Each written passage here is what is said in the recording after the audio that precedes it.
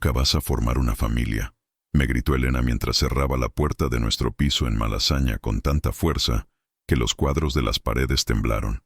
Sus palabras se quedaron flotando en el aire del pasillo como una maldición, mientras yo me quedaba allí parado con mis 2 maletas en la mano, sintiendo cómo mi mundo de 5 años se desmoronaba en cuestión de segundos. Era un martes gris de noviembre en Madrid, y la lluvia comenzaba a golpear los cristales del edificio de 1920 donde habíamos vivido juntos, donde habíamos planeado criar a los hijos que nunca llegaron, donde habíamos dibujado un futuro que ahora se convertía en cenizas.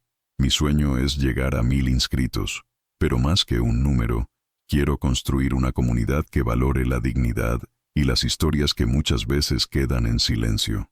Si tú también crees en el poder de la verdad y la esperanza, únete a Dignidad Silenciosa. Suscríbete ahora y acompáñame en este camino para hacer que cada voz sea escuchada. Juntos podemos lograrlo. Me llamo Carlos Mendoza, tengo 32 años, y hasta ese momento había creído que mi vida tenía sentido. Trabajaba como profesor de historia en un instituto de Chamberí. Elena era enfermera en el Hospital La Paz, y juntos formábamos lo que todos consideraban una pareja sólida.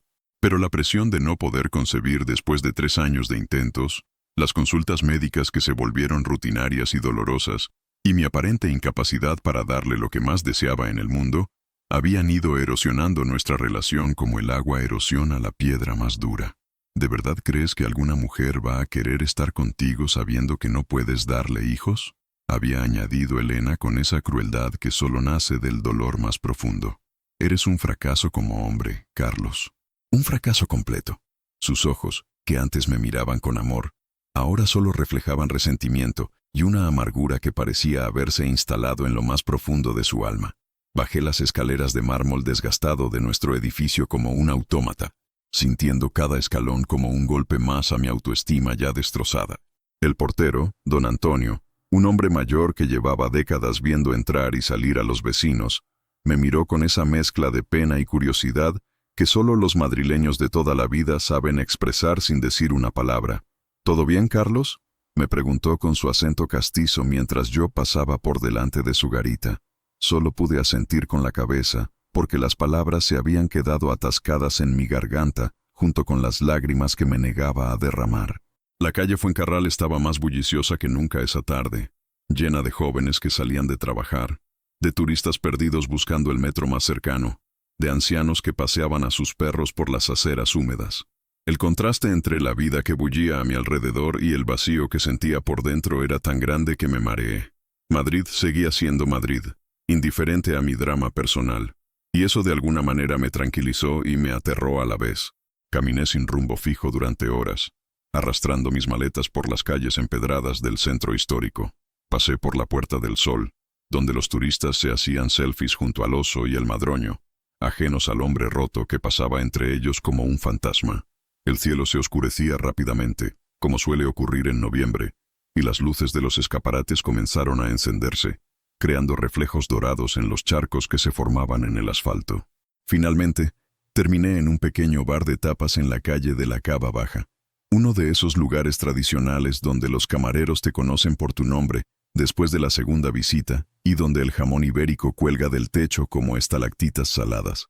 ¿Lo de siempre, Carlos?, me preguntó Manolo, el dueño, un hombre corpulento con bigote que llevaba 30 años sirviendo cañas y tortilla de patatas a los desahuciados emocionales de Madrid.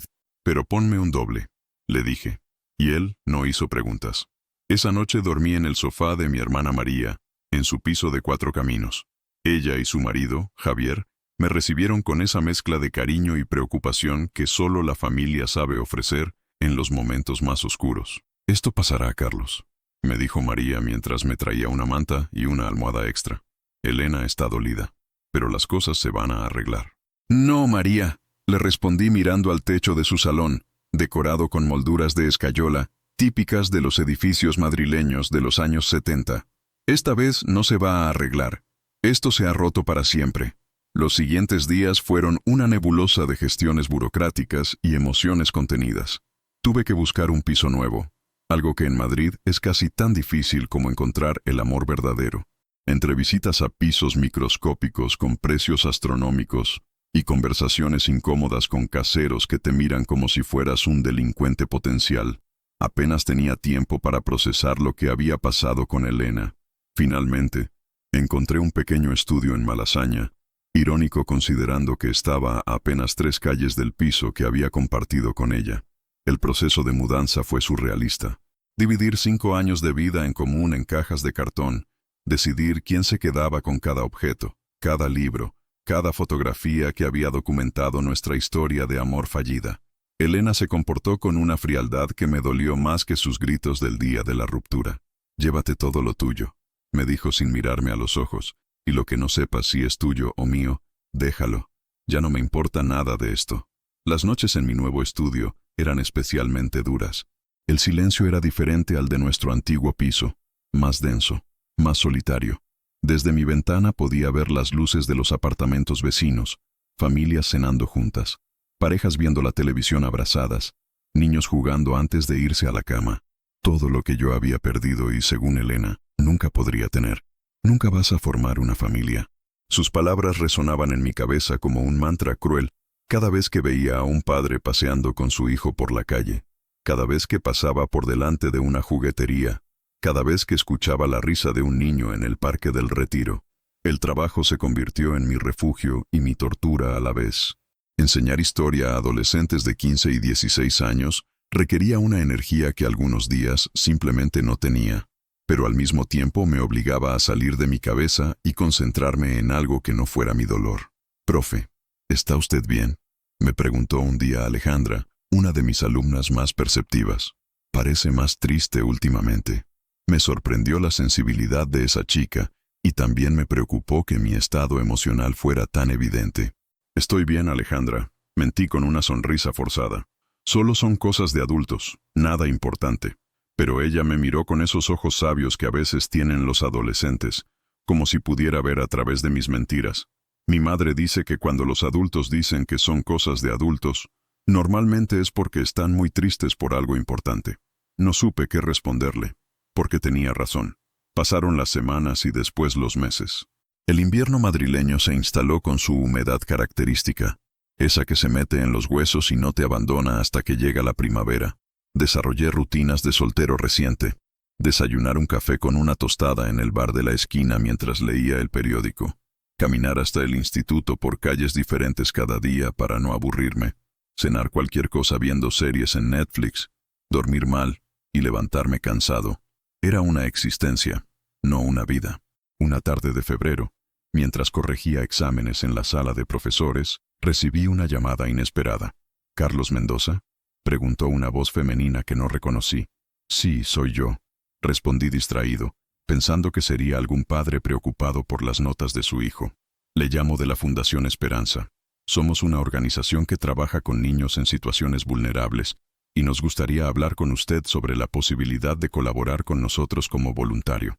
Me quedé en silencio durante unos segundos, preguntándome cómo habían conseguido mi teléfono y por qué me estaban llamando precisamente a mí. «Perdone», dije finalmente, «¿cómo han conseguido mi contacto?» Una de sus alumnas, Alejandra Martín, nos dio su información. Dice que usted es un profesor muy bueno y que cree que podría ayudar a algunos de nuestros niños con sus estudios. ¿Estaría interesado en conocer más sobre nuestro trabajo? Alejandra, por supuesto que había sido ella. Esa chica tenía una intuición especial para detectar cuando alguien necesitaba un propósito en su vida. «No sé si soy la persona adecuada», comencé a decir, pero la mujer al otro lado del teléfono me interrumpió suavemente.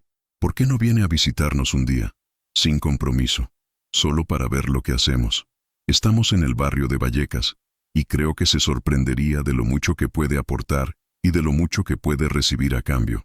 Vallecas, un barrio obrero del sur de Madrid donde la gente trabaja duro y sueña en grande, donde las familias se extienden por varias generaciones en pisos pequeños pero llenos de vida. Había estado allí pocas veces, pero sabía que era un lugar auténtico, sin pretensiones, donde la solidaridad no era una palabra bonita, sino una forma de vida. «Está bien», dije finalmente. «¿Cuándo puedo ir?» La Fundación Esperanza ocupaba un edificio de 3 plantas en una calle tranquila cerca del metro de Portazgo. Desde fuera no parecía gran cosa, pero cuando entré, me encontré con un mundo completamente diferente. Las paredes estaban cubiertas de dibujos infantiles, fotografías de niños sonrientes y carteles que hablaban de proyectos educativos, talleres de arte y programas de apoyo familiar. El aire estaba lleno de voces infantiles, risas y esa energía caótica pero tierna que solo los niños saben crear. «¿Carlos?», me saludó una mujer de unos 40 años con el pelo recogido y una sonrisa que parecía iluminar toda la habitación. «Soy Carmen, la directora de la fundación. Muchas gracias por venir». Me estreché la mano con firmeza, y algo en su manera de mirarme me hizo sentir inmediatamente bienvenido. «Alejandra me ha hablado mucho de usted», continuó Carmen mientras me guiaba por un pasillo lleno de pequeñas huellas de manos pintadas en las paredes. «Dice que es el mejor profesor de historia que ha tenido nunca, y que tiene esa habilidad especial de hacer que las cosas complicadas parezcan fáciles». «Alejandra exagera», respondí, sintiéndome extrañamente emocionado por esas palabras. «Solo hago mi trabajo». «No», me corrigió Carmen deteniéndose delante de una puerta con un letrero que decía «Aula de estudio». Si fuera solo su trabajo, ella no habría pensado en nosotros. Los niños detectan cuando un adulto se preocupa realmente por ellos, cuando va más allá de lo que debe hacer, y eso es exactamente lo que necesitamos aquí.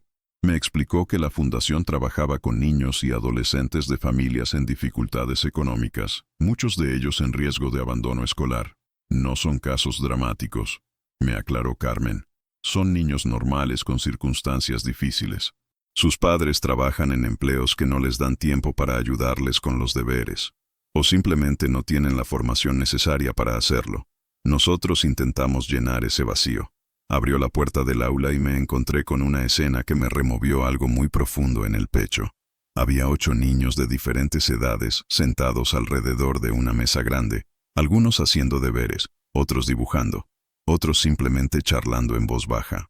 Cuando entramos, todos levantaron la vista con esa curiosidad natural de los niños ante una cara nueva. «Chicos, este es Carlos», les dijo Carmen. «Es profesor de historia y ha venido a conocernos».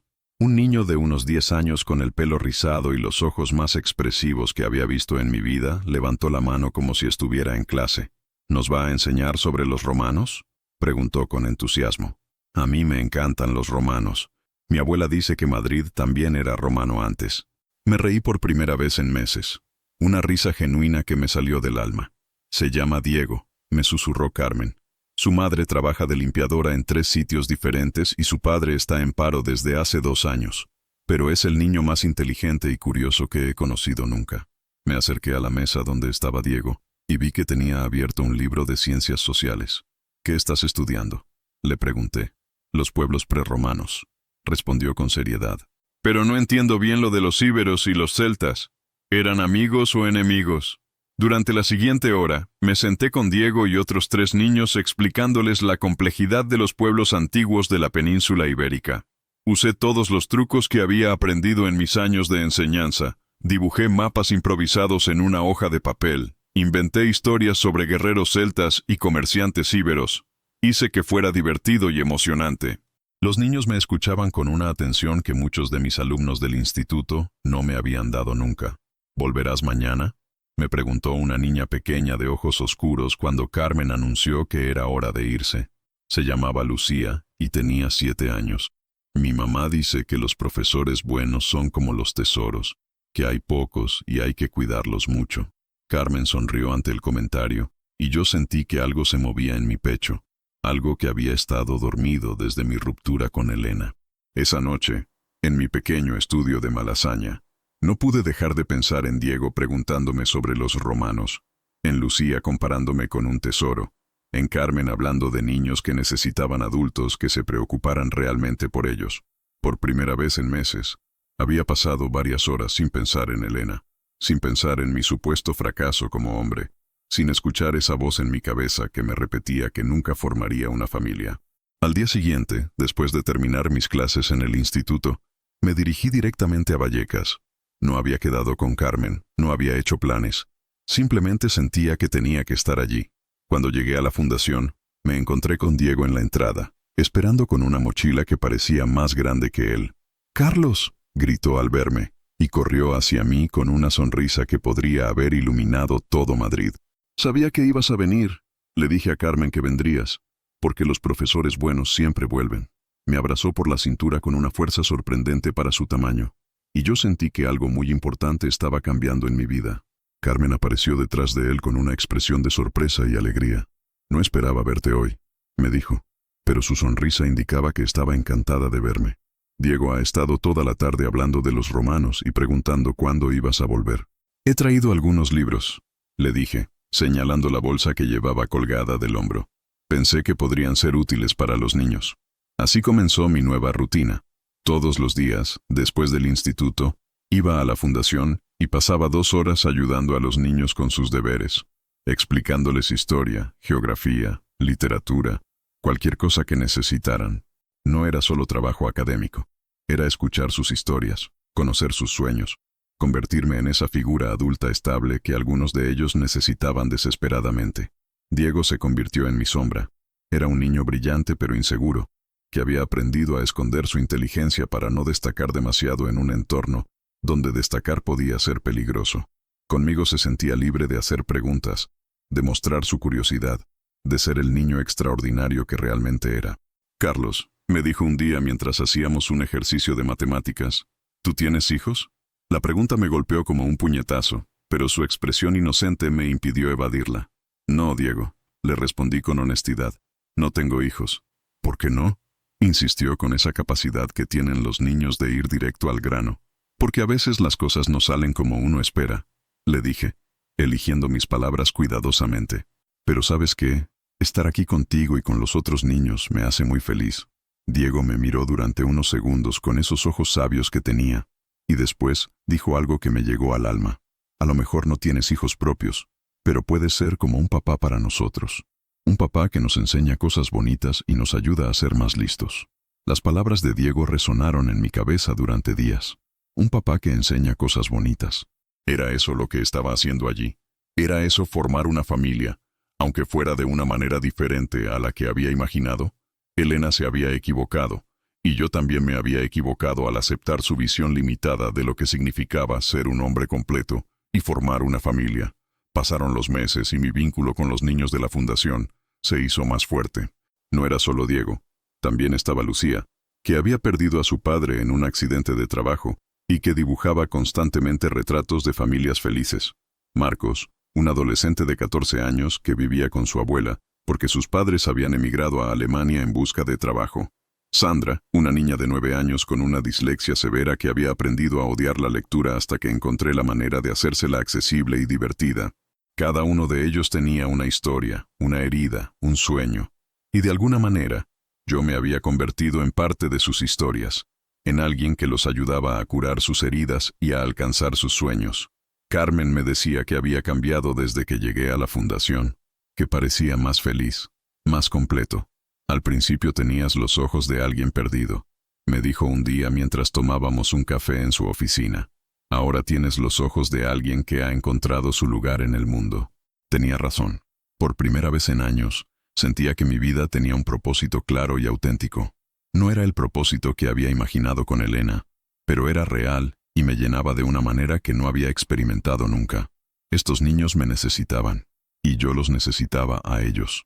Era una familia extraña y no convencional, pero era una familia. Un día de principios de abril, Diego llegó a la fundación más callado de lo habitual.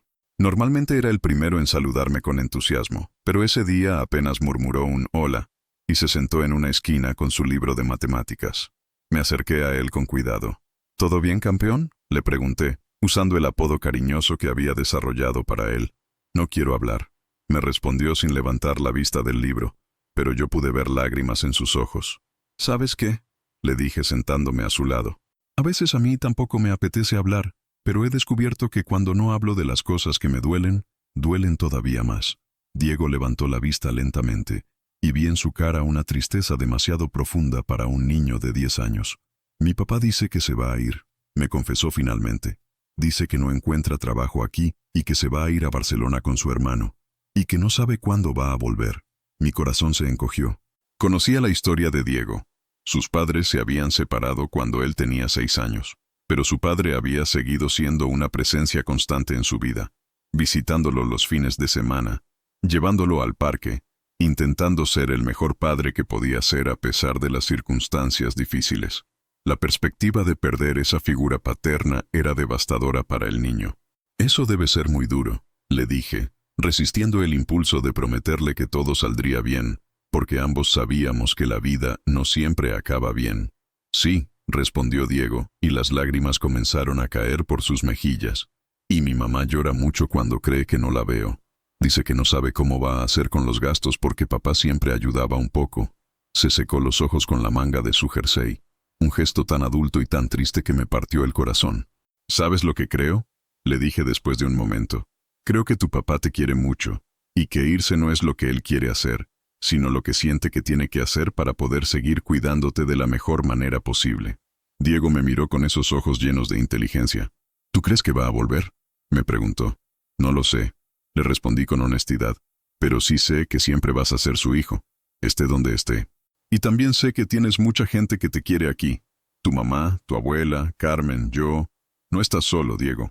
Esa conversación marcó un antes y un después en mi relación con Diego y con el resto de los niños. Me di cuenta de que no era solo un profesor voluntario que iba allí a ayudar con los deberes. Me había convertido en una figura paterna para muchos de ellos, en alguien en quien podían confiar, con quien podían compartir sus miedos y sus esperanzas. Era una responsabilidad enorme, pero también era el regalo más grande que había recibido en mi vida. El padre de Diego efectivamente se marchó a Barcelona un mes después. El día de su partida, Diego no vino a la fundación, y yo sabía que estaría en su casa llorando la ausencia de su padre. Esa noche le envié un mensaje a Carmen preguntándole si podía darme la dirección de Diego, porque quería pasar a verlo. No es protocolo, me dijo, pero creo que en este caso es lo correcto. Vivo en un bloque de pisos de 5 plantas sin ascensor, en una calle estrecha cerca del metro de Sierra de Guadalupe. Cuando llegué, escuché voces discutiendo en el interior del apartamento. Toqué el timbre suavemente, y después de unos minutos se abrió la puerta. Era la madre de Diego, una mujer delgada de unos 35 años, con ojeras profundas y las manos enrojecidas por el trabajo constante con productos de limpieza. ¿Usted es Carlos?, me preguntó con sorpresa. Diego me ha hablado mucho de usted. Sí, soy yo, respondí. He venido a ver cómo está Diego. Sé que hoy ha sido un día difícil. Se llamaba Patricia, y cuando me invitó a pasar vi que el apartamento era pequeño pero limpio y acogedor, con fotografías familiares por todas las paredes y dibujos de Diego pegados en la nevera. Diego estaba sentado en el sofá del salón, todavía en pijama, aunque eran las 6 de la tarde, abrazando un oso de peluche que parecía haber visto mejores días. Cuando me vio entrar, se le iluminó la cara, pero inmediatamente después se puso serio, como si se avergonzara de que me viera en ese estado vulnerable. «Hola, campeón», le dije sentándome a su lado en el sofá. «¿Cómo estás?» «Fatal», me respondió con una honestidad brutal. «Papá se ha ido esta mañana y no sé cuándo lo voy a volver a ver. Y mamá está muy triste aunque dice que no». Patricia, que había estado escuchando desde la cocina, se acercó y se sentó en una silla frente a nosotros. «Carlos», me dijo con voz cansada, «no sé qué vamos a hacer sin Ramón. Él ayudaba con los gastos y aunque no era mucho, era algo. Y Diego lo adoraba. Era su héroe. La vi luchar contra las lágrimas, intentando mantenerse fuerte delante de su hijo. Pero sobre todo me preocupa Diego. Desde que supo que su padre se iba, no quiere comer, no quiere ir al colegio, no quiere hacer nada. Solo habla de usted, de las cosas que le enseña en la fundación». Me quedé callado durante un momento, procesando la información. Esta familia estaba pasando por una crisis real, y de alguna manera yo me había convertido en una de las pocas cosas positivas y estables en la vida de Diego. Era una responsabilidad que no había buscado, pero que ahora sentía como propia. «Patricia», le dije finalmente, «me gustaría proponer algo, pero quiero que sepas que puedes decir que no sin ningún problema». Ella me miró con curiosidad y expectativa. «Me gustaría pasar más tiempo con Diego, no solo en la fundación, sino también los fines de semana. Podríamos ir al parque, a museos, hacer actividades que le gusten, y si a ti te parece bien, también podría ayudar un poco con los gastos escolares. Nada dramático, solo lo que necesite para libros, material escolar, esas cosas». Patricia me miró durante largo rato sin decir nada, y por un momento pensé que había metido la pata, que había cruzado una línea que no debía cruzar. Pero después vi que sus ojos se llenaban de lágrimas, no de tristeza, sino de alivio y gratitud. «¿Por qué haría eso por nosotros?», me preguntó finalmente. Apenas nos conoce. Era una pregunta justa y merecía una respuesta honesta. Porque Diego es un niño extraordinario que merece todas las oportunidades del mundo, le dije. Y porque, si te soy sincero, él y los otros niños de la fundación han llenado un vacío en mi vida que no sabía que tenía. No estoy haciendo esto solo por vosotros, lo estoy haciendo también por mí. Diego había estado escuchando en silencio toda la conversación, pero cuando terminé de hablar, se levantó del sofá y me abrazó con todas sus fuerzas. ¿De verdad vas a ser como mi segundo papá?, me preguntó con la voz ahogada contra mi pecho. Voy a ser tu amigo Carlos, le respondí, y voy a estar aquí siempre que me necesites. Los amigos son como la familia que eliges, me dijo, repitiendo algo que probablemente había escuchado en alguna película o en algún libro. Entonces tú eres mi familia elegida. Patricia nos miró a los dos abrazados en su pequeño salón, y por primera vez desde que la conocía, sonrió. De acuerdo, dijo, pero con condiciones. Diego tiene que seguir yendo al colegio todos los días, tiene que hacer sus deberes, y tiene que respetar las normas de casa. Y usted tiene que prometerme que si algún día se cansa de esto, me lo dirá con honestidad en lugar de desaparecer sin más. Te lo prometo, le dije, y cuando estreché su mano sentí que estaba haciendo algo más que un acuerdo práctico. Estaba entrando oficialmente en la vida de esta familia, convirtiéndome en parte de su historia, aceptando la responsabilidad y el privilegio de ayudar a criar a un niño excepcional. Los siguientes meses fueron una revelación. Los fines de semana con Diego se convirtieron en la parte de la semana que más esperaba. Íbamos al Parque del Retiro a navegar con barcos de juguete en el estanque. Visitábamos el Museo del Prado, donde él se quedaba fascinado con los cuadros de Velázquez. Paseábamos por el Madrid de los Austrias, mientras yo le contaba historias de reyes y reinas, de conspiraciones palaciegas y de la vida en la corte. Su curiosidad era insaciable, y su capacidad de retener información era impresionante. Carlos, me dijo un día mientras comíamos unos bocadillos de tortilla en el parque de atracciones, ¿sabes que eres el primer adulto que me pregunta qué quiero ser de mayor y que me escucha de verdad cuando le respondo? Me sorprendió la seriedad con la que dijo eso. ¿Y qué quieres ser de mayor?, le pregunté, aunque ya conocía la respuesta porque me la había dado docenas de veces. Arqueólogo, respondió con los ojos brillantes. Quiero encontrar tesoros romanos enterrados en España y descubrir cómo vivía la gente hace 2000 años. Eso suena increíble, le dije. ¿Y sabes qué? Creo que serías un arqueólogo fantástico. ¿De verdad lo crees?, me preguntó, necesitando esa validación que todo niño busca en los adultos que admira. Completamente. Tienes la curiosidad perfecta, haces las preguntas correctas y nunca te rindes cuando algo es difícil. Esas son exactamente las cualidades que necesita un buen arqueólogo. Durante esos meses, mi relación con Patricia también evolucionó de manera natural. Al principio era puramente práctica. Yo recogía a Diego los sábados por la mañana y lo devolvía el domingo por la tarde. Pero gradualmente comenzamos a tener conversaciones más largas cuando llegaba a buscarlo o cuando lo traía de vuelta. Me contaba sobre su trabajo, sobre lo agotada que estaba limpiando oficinas desde las 5 de la madrugada, sobre sus preocupaciones económicas y sus esperanzas para el futuro de Diego. A veces me siento como si le hubiera fallado, me confesó una tarde mientras tomábamos un café en su pequeña cocina.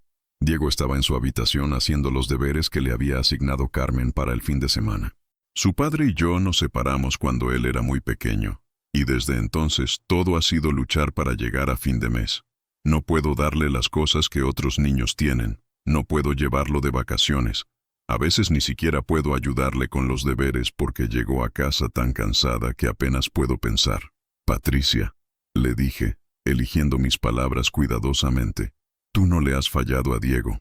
Al contrario, le has dado lo más importante que un niño puede tener. Una madre que lo quiere incondicionalmente y que trabaja cada día para darle lo mejor que puede. Diego lo sabe y te admira más de lo que puedas imaginar. Ella me miró con lágrimas en los ojos. ¿Cómo puedes estar tan seguro?, me preguntó. Porque me habla de ti constantemente, le respondí. Me dice que eres la mujer más valiente del mundo, que trabajas más que nadie, y que cuando él sea arqueólogo famoso, va a comprarte una casa grande donde no tengas que limpiar nunca más. En la fundación, mi papel también había evolucionado. Carmen me había propuesto oficialmente formar parte del equipo como coordinador de actividades educativas. un puesto remunerado que me permitiría reducir mis horas en el instituto y dedicar más tiempo a lo que realmente me apasionaba. Has transformado la vida de estos niños, me dijo durante nuestra reunión oficial, y creo que ellos también han transformado la tuya. Tenía razón. Los niños de la fundación se habían convertido en mi familia de una manera que nunca habría podido imaginar. Además de Diego, también había desarrollado vínculos especiales con otros. Lucía había comenzado a llamarme tío Carlos y me dibujaba constantemente en sus retratos familiares. Marcos, el adolescente cuyo padres habían emigrado a Alemania, había encontrado en mí a alguien con quien hablar sobre sus sentimientos de abandono y sus planes para el futuro. Sandra, la niña con dislexia, había aprendido a leer fluentemente y ahora devoraba libros con la misma pasión que antes los rechazaba. Una tarde de octubre, casi un año después de mi primera visita a la fundación, estaba ayudando a los niños con sus deberes, cuando Diego se acercó a mí con una expresión seria. «Carlos», me dijo, «tengo que contarte algo importante». «Dime, campeón», le respondí, preparándome para cualquier cosa. En el año que llevaba conociéndolo, había aprendido que cuando Diego tenía esa expresión, lo que venía después siempre era significativo. «Mi papá va a volver de Barcelona», me anunció.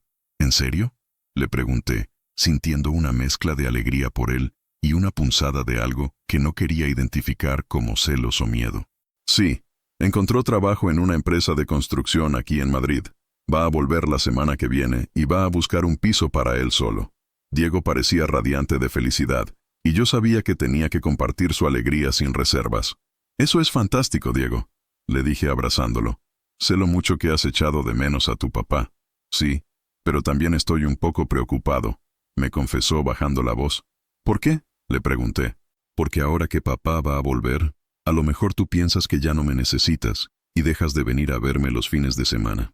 Su preocupación me llegó al alma, porque reveló algo que yo no había querido admitir: el miedo de que mi papel en su vida fuera temporal, de que cuando las circunstancias cambiaran, mi importancia desaparecería.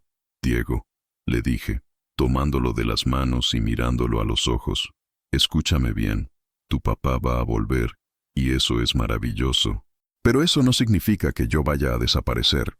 Tú y yo hemos construido algo especial, una amistad que no depende de las circunstancias. Yo voy a seguir siendo tu amigo Carlos, el que te enseña sobre romanos y te lleva a museos, pase lo que pase con tu papá. ¿Me lo prometes?», me preguntó con esa necesidad infantil de certezas absolutas. «Te lo prometo», le respondí, y sabía que era una promesa que cumpliría sin importar lo que pasara. La vuelta del padre de Diego resultó ser menos complicada de lo que había temido. Ramón era un hombre trabajador y humilde que entendió inmediatamente que yo no era una amenaza sino un apoyo para su hijo. «Patricia me ha contado todo lo que has hecho por Diego», me dijo cuando nos conocimos oficialmente. «No sé cómo agradecértelo». «No tienes que agradecerme nada», le respondí. «Diego es un niño excepcional, y cualquier tiempo que paso con él es un regalo para mí». Establecimos una nueva rutina. Diego pasaba los sábados conmigo y los domingos con su padre, y algunos días entre semana cenaba en casa de Ramón. Lejos de crear conflicto, esta situación múltiple pareció beneficiar a Diego enormemente. Tenía más figuras masculinas estables en su vida, más fuentes de apoyo y amor, más oportunidades de crecer y aprender. Una noche de diciembre, Patricia me invitó a cenar para celebrar el 10º cumpleaños de Diego. Era una cena sencilla en su pequeño apartamento, pero estaban todos los que importaban: Patricia, Ramón, la abuela de Diego, Carmen de la fundación y yo. Mientras cantábamos cumpleaños feliz alrededor de una tarta de chocolate casera, me di cuenta de que estaba rodeado de familia. No era la familia que había imaginado con Elena, pero era real, era auténtica, y me llenaba el corazón de una manera que nunca había experimentado. «Quiero hacer un brindis», dijo Diego levantando su vaso de colacao, «por Carlos, que vino cuando más lo necesitaba y se quedó porque quiso». Los adultos levantamos nuestros vasos de vino, y Carmen añadió: «por Carlos, que nos enseñó que la familia no solo se forma por sangre, sino por amor y compromiso». Patricia, con lágrimas en los ojos, añadió: «por Carlos, que le devolvió la sonrisa a mi hijo y la esperanza a esta casa». Cuando llegué a mi estudio esa noche, me senté en mi pequeño sofá y reflexioné sobre el camino recorrido. Hacía exactamente 13 meses que Elena me había gritado que nunca formaría una familia. Hacía 13 meses que me había sentido como un fracaso completo, como un hombre que no servía para nada importante. Pero mirando las fotografías de los niños de la fundación que tenía pegadas en mi nevera, los dibujos que Lucía me había hecho, las cartas de agradecimiento que habían escrito los padres, me di cuenta de que Elena se había equivocado completamente. Había formado una familia extraña y no convencional, compuesta por niños que no eran biológicamente míos, pero que me querían como si lo fueran, por madres solteras que confiaban en mí para cuidar lo más preciado que tenían, por una fundación que se había convertido en mi segundo hogar. Era una familia que había elegido tanto como había sido elegido por ella. Mi teléfono sonó interrumpiendo mis pensamientos. Era un mensaje de Diego. Carlos, papá me ha ayudado a escribir esto. Gracias por ser mi amigo y por enseñarme que las familias pueden tener formas diferentes. Eres la mejor familia elegida del mundo. Te quiero mucho. Adjuntó una foto que había tomado durante la cena. Todos nosotros alrededor de la mesa, sonriendo, compartiendo ese momento de felicidad simple y genuina. Los meses siguientes trajeron nuevos desafíos y nuevas alegrías. En la fundación, comenzamos un programa de mentores que conectaba a profesionales voluntarios con niños en situaciones vulnerables. La idea había surgido de mi experiencia con Diego, y el éxito fue inmediato. Otros hombres y mujeres que, como yo, sentían que les faltaba algo en sus vidas, encontraron propósito y familia en estos niños extraordinarios. Diego siguió siendo mi vínculo más especial, pero ya no era el único. Lucía, ahora de 8 años, había comenzado a mostrar un talento excepcional para el dibujo, y yo la acompañaba a clases de arte los miércoles por la tarde. Marcos había comenzado la secundaria con excelentes notas y sueños de estudiar ingeniería. Sandra leía ya por encima del nivel de su edad y había comenzado a escribir sus propias historias. Una tarde de marzo, mientras ayudaba a Diego con un proyecto sobre el Imperio Romano, me hizo una pregunta que me dejó sin palabras. Carlos, me dijo levantando la vista de su cuaderno, ¿tú crees que tu exnovia se equivocó cuando te dijo que nunca ibas a formar una familia? La pregunta me pilló completamente desprevenido. En todo ese tiempo, Diego nunca había preguntado directamente sobre mi vida personal, aunque sabía por comentarios ocasionales que entendía que yo había pasado por una época difícil antes de llegar a la fundación. ¿Por qué me preguntas eso? Le dije, ganando tiempo para pensar en una respuesta apropiada. Porque mamá me contó que antes de conocernos estabas muy triste, y que una señora te había dicho cosas muy feas. Y yo pienso que se equivocó mucho, porque tú sí tienes familia. Nos tienes a nosotros. La simplicidad y la sabiduría de su observación me emocionaron profundamente. ¿Sabes qué, Diego? Le dije finalmente. Creo que ella se equivocó completamente. Y creo que yo también me equivoqué al creerle. La familia no es solo tener hijos propios. La familia es querer a las personas y que te quieran. Es estar ahí cuando alguien te necesita. Es formar parte de algo más grande que tú mismo. Y según esa definición, yo tengo la familia más maravillosa del mundo. Diego sonrió con esa sonrisa suya que podía iluminar habitaciones enteras. ¿Y nosotros también tenemos la familia más maravillosa del mundo? Me preguntó. Definitivamente, le respondí. Tenemos a tu mamá, a tu papá, a tu abuela, a Carmen, a todos los niños de la fundación. Y me tienes a mí. Somos como una tribu.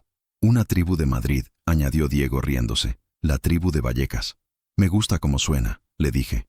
La tribu de Vallecas, especializada en arqueología romana y en quererse mucho. Esa conversación marcó otro momento de transformación en mi vida. Me di cuenta de que no solo había superado las palabras crueles de Elena, sino que había construido algo infinitamente más valioso de lo que habíamos tenido juntos. Mi relación con Elena había estado basada en expectativas, en planes futuros, en la idea de lo que deberíamos ser. Mi familia elegida estaba basada en el amor presente, en la aceptación mutua, en el compromiso diario de cuidarnos unos a otros.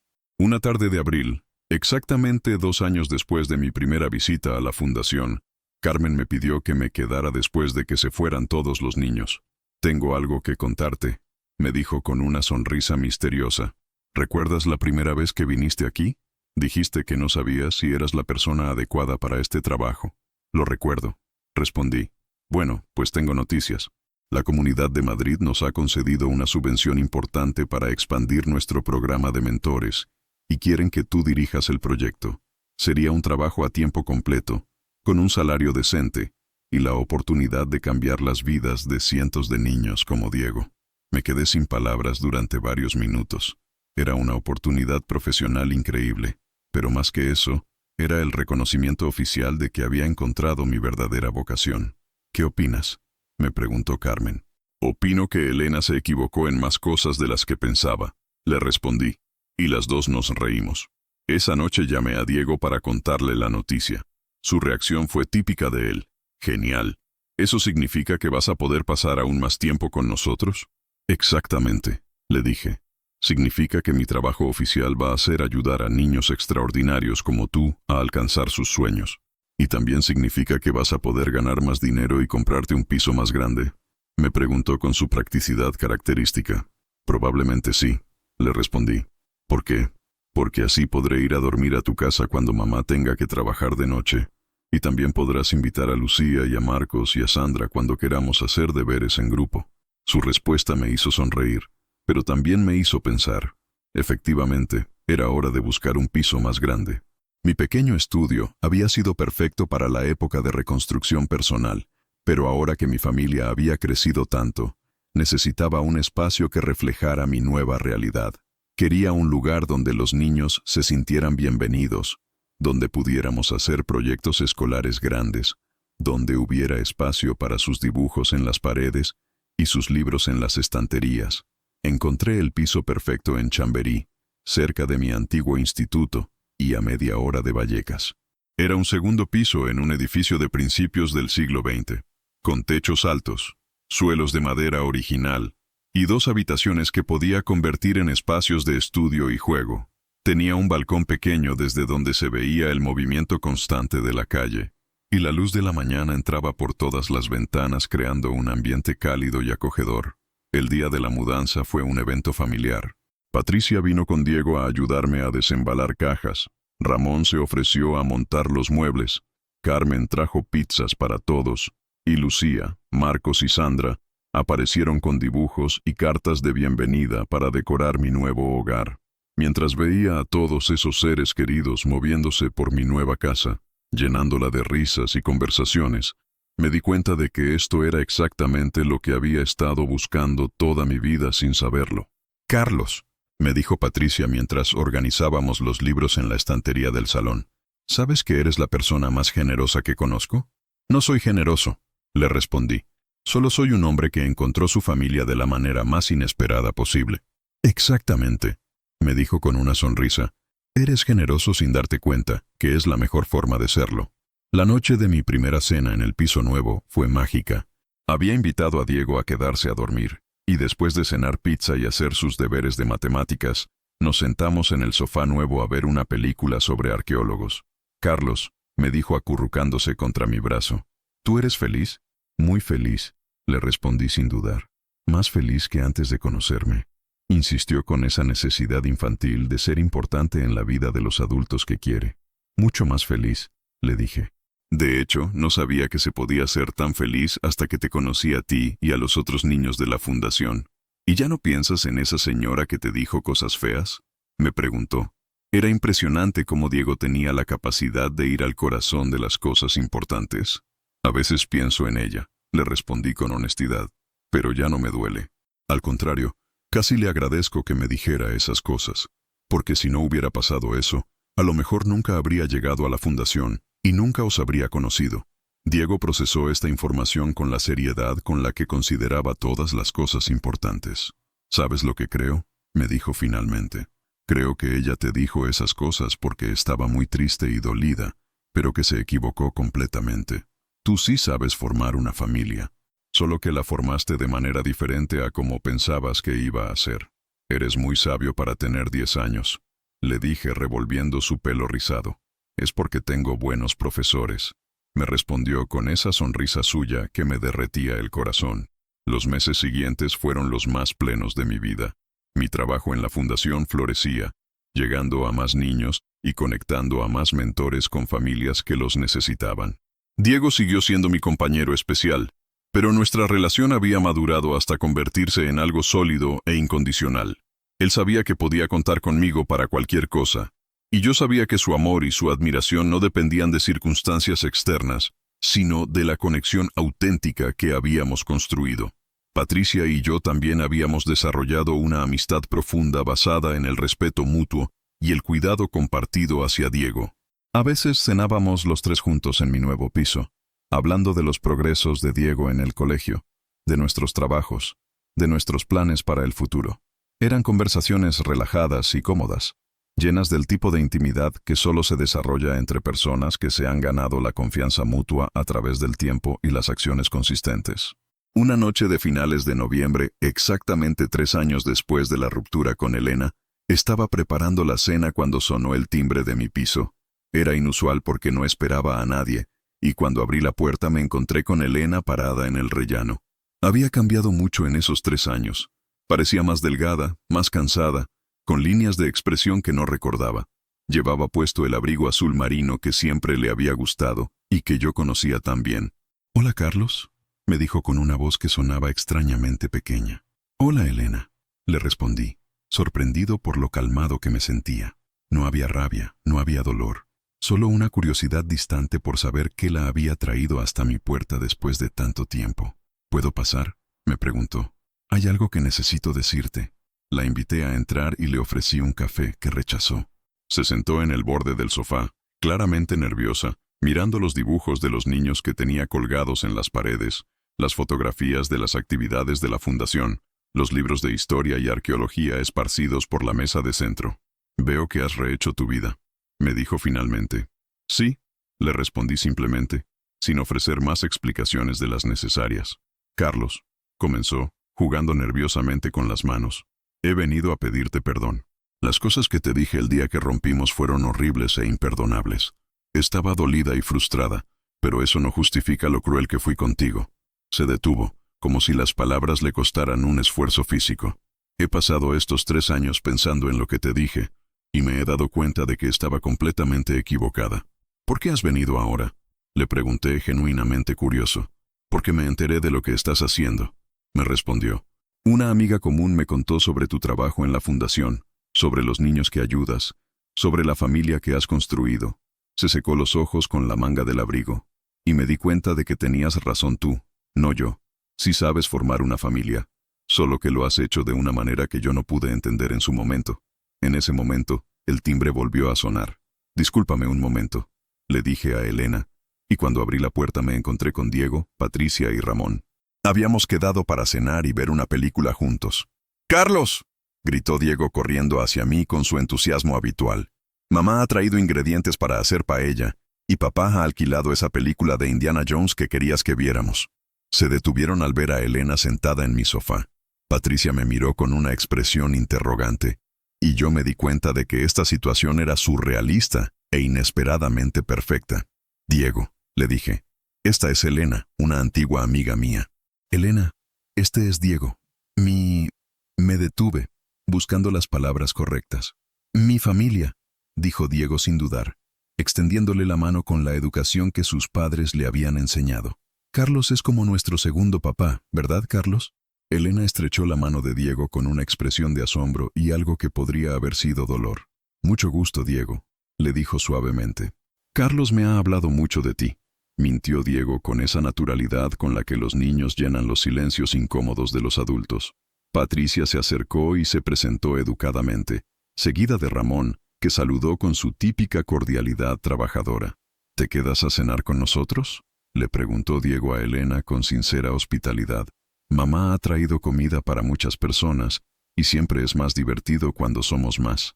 Elena me miró buscando orientación, y yo me encogí de hombros. «Puedes quedarte si quieres», le dije, «pero tendré que ayudar con la cena». Lo que siguió fue una de las veladas más extrañas y reveladoras de mi vida. Elena se quedó y cenó con nosotros, observando en silencio cómo Diego me contaba sobre su último examen de historia, cómo Patricia y yo coordinábamos naturalmente las tareas de la cocina, cómo Ramón me preguntaba consejos sobre la educación de su hijo, cómo todos nos tratábamos con el cariño cómodo y auténtico de una familia real. Durante la película, Diego se acurrucó contra mí en el sofá, como siempre hacía, y Elena pudo ver la naturalidad con la que yo acariciaba su cabello, la manera en que él buscaba mi brazo cuando algo en la película le daba un poco de miedo, la forma en que Patricia sonreía al vernos juntos. Era imposible negar que esto era una familia real, funcionando perfectamente, llena de amor y apoyo mutuo. Cuando Diego se quedó dormido durante la película, Ramón lo cargó hasta mi habitación de invitados, donde ya tenía pijamas y un cepillo de dientes propio. Patricia recogió la cocina mientras yo preparaba el sofá-cama para Diego, y Elena observó toda esta rutina doméstica con fascinación. «Esto es increíble», me dijo cuando finalmente nos quedamos solos después de que Patricia y Ramón se fueran a casa. «¿Cómo conseguiste esto?» «No lo conseguí», le respondí. «Simplemente pasó. Estos niños necesitaban un adulto que se preocupara por ellos, y yo necesitaba sentir que mi vida tenía un propósito real. Nos encontramos mutuamente». Elena se quedó callada durante largo rato, procesando todo lo que había visto. «Carlos», me dijo finalmente, «yo estaba equivocada en todo. Cuando te dije que nunca ibas a formar una familia, estaba proyectando mis propios miedos e inseguridades en ti. La verdad es que tú siempre tuviste la capacidad de amar y cuidar a otros. Yo fui la que no pudo ver más allá de mi propia definición estrecha de lo que debía ser una familia. Estábamos los dos dolidos», le dije.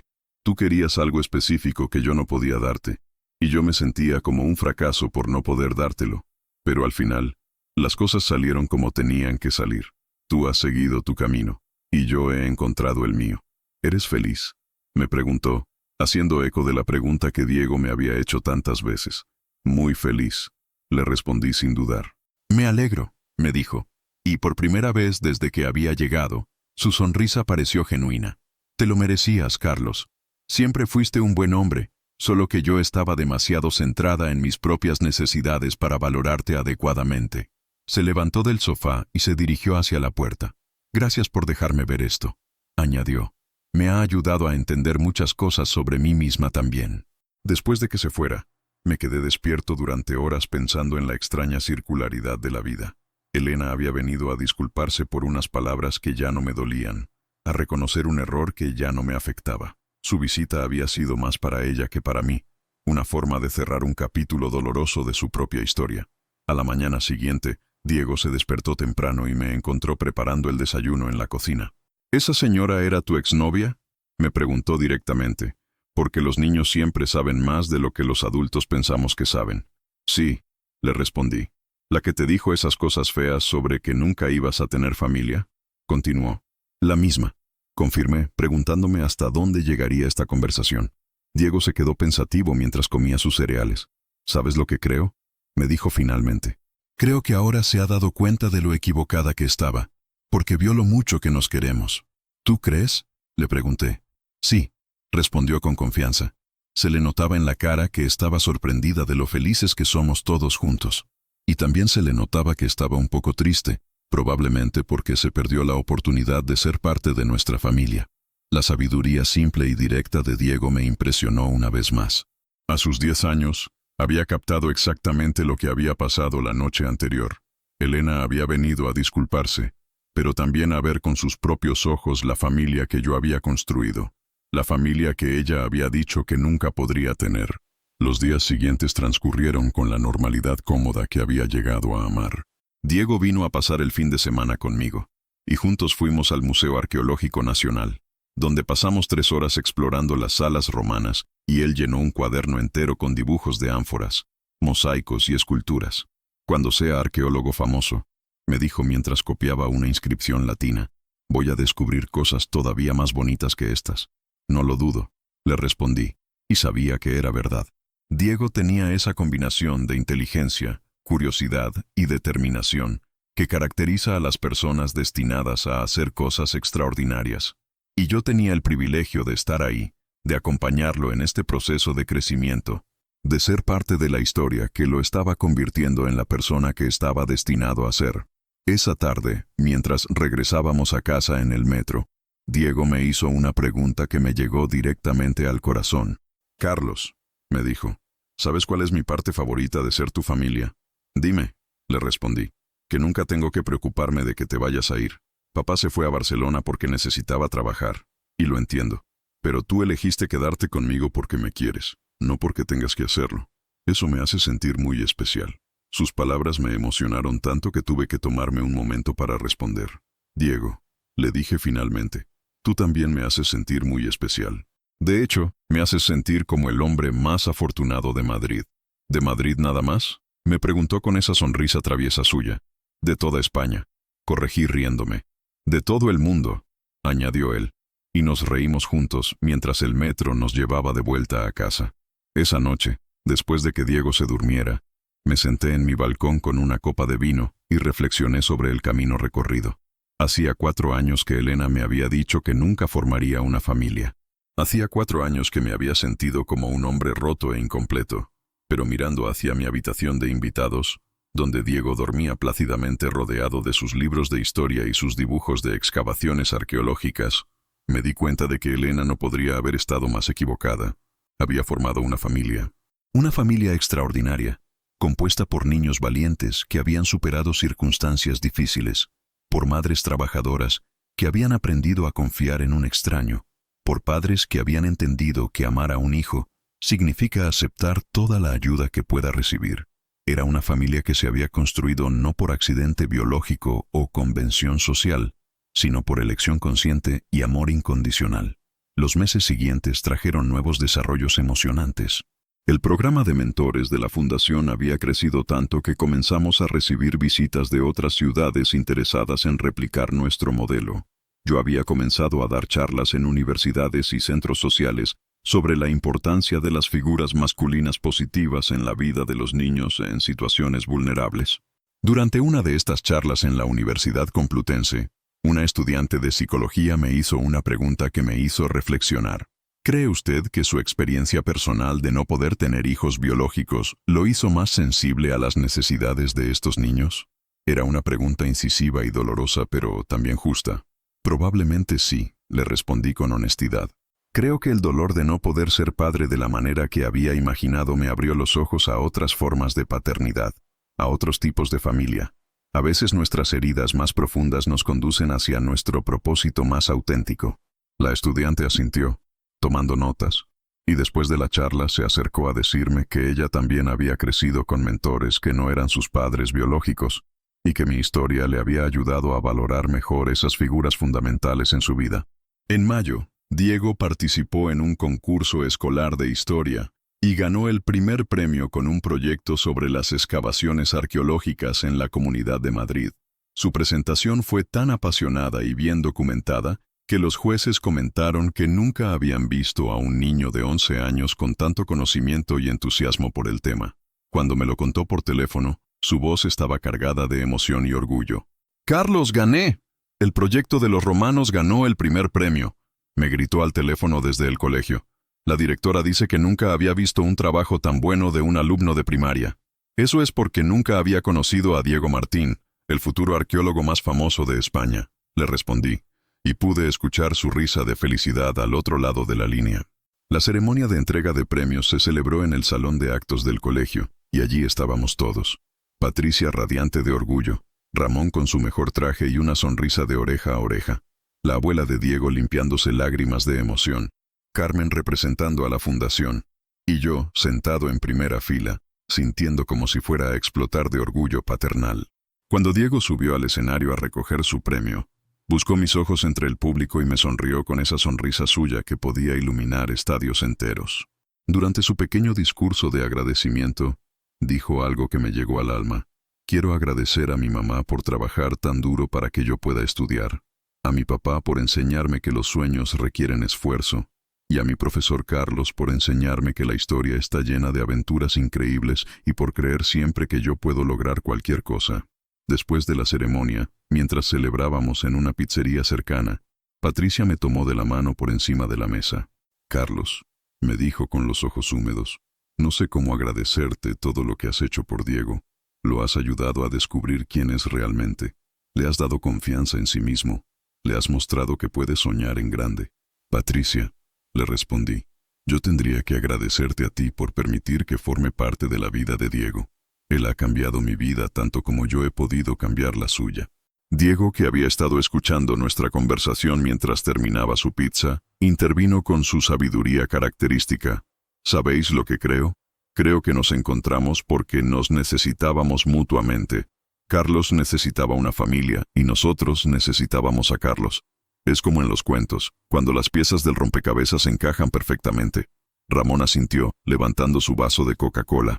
por las familias que se forman por amor, no por casualidad. El verano llegó con nuevas aventuras. Por primera vez, Patricia me pidió si podía llevarme a Diego de vacaciones una semana.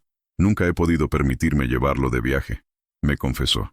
Pero sé que a él le encantaría ir a algún sitio donde pueda ver ruinas romanas de verdad. No lo dudé ni un segundo. ¿Qué te parece Mérida?, le propuse. Tiene uno de los conjuntos arqueológicos romanos más impresionantes de España. La cara de Diego cuando le conté el plan fue un poema. ¿Vamos a ir a ver un teatro romano de verdad?, me preguntó con los ojos como platos. Y un anfiteatro, y unas termas, y un acueducto. Le confirmé. Va a ser como viajar en el tiempo. Es el mejor regalo del mundo, gritó, y me abrazó con tanta fuerza que pensé que me iba a romper las costillas. El viaje a Mérida fue mágico. Ver a Diego caminando por las ruinas del teatro romano, tocando piedras que tenían 2000 años de antigüedad, haciendo preguntas inteligentes a los guías turísticos, tomando notas en su cuaderno para futuros proyectos escolares, fue una de las experiencias más gratificantes de mi vida. En el anfiteatro, se quedó parado en el centro de la arena, con los brazos extendidos, imaginando cómo sería estar allí, cuando los gladiadores luchaban ante miles de espectadores. Carlos, me dijo esa noche en el hotel, mientras revisábamos las fotos del día, ¿sabes que este ha sido el mejor día de mi vida? ¿En serio?, le pregunté. Sí, porque por primera vez he podido ver de verdad las cosas sobre las que leo en los libros, y porque lo he visto contigo, que eres la persona que más me entiende en el mundo. Sus palabras me emocionaron tanto que tuve que disimular las lágrimas. Durante esa semana en Mérida, nuestra relación alcanzó una nueva dimensión de intimidad y confianza. Diego se sintió libre de hacerme preguntas sobre mi vida, sobre mis propios sueños cuando era niño, sobre por qué había elegido ser profesor, y yo pude compartir con él historias de mi infancia, de mis propios miedos e inseguridades, de cómo había encontrado en la enseñanza una forma de dar sentido al mundo. ¿Sabes lo que me gusta de ti?, me dijo una tarde mientras descansábamos en el jardín del hotel después de visitar la casa del Mitreo. Que me hablas como si fuera una persona mayor, pero también me cuidas como si fuera tu hijo.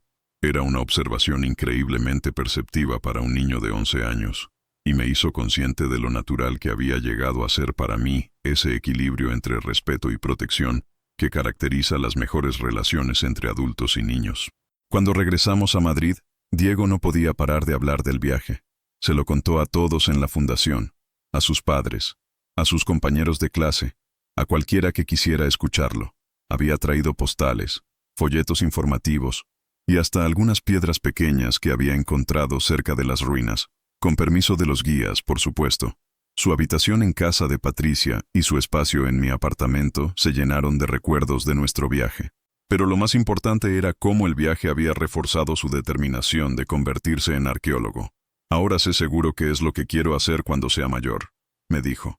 Quiero descubrir ciudades enterradas y ayudar a que la gente entienda cómo vivían las personas hace mucho tiempo.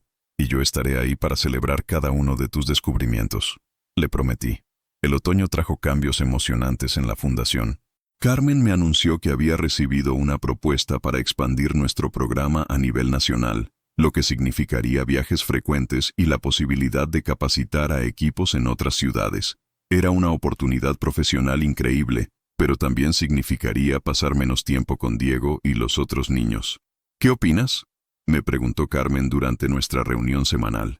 Es una oportunidad fantástica para multiplicar el impacto de lo que estamos haciendo aquí.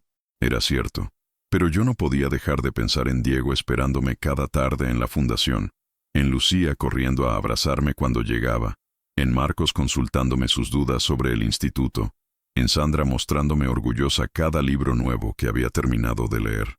Necesito pensarlo, le dije a Carmen, y necesito hablarlo con mi familia. Ella sonrió al escuchar esa palabra. Tu familia, repitió. Sabes que hace 4 años, cuando llegaste aquí por primera vez, nunca habrías usado esa palabra para referirte a estos niños. Hace 4 años era una persona diferente, le respondí. Estos niños me han enseñado lo que realmente significa la familia. Esa noche hablé con Diego sobre la posibilidad de viajar más por trabajo. Su primera reacción fue de preocupación. ¿Eso significa que vas a estar menos tiempo conmigo? Cuando le expliqué que se trataba de enseñar a otros adultos cómo ayudar a niños como él, su perspectiva cambió completamente. Entonces tienes que hacerlo, me dijo con entusiasmo. Así habrá más niños que tengan un Carlos en sus vidas.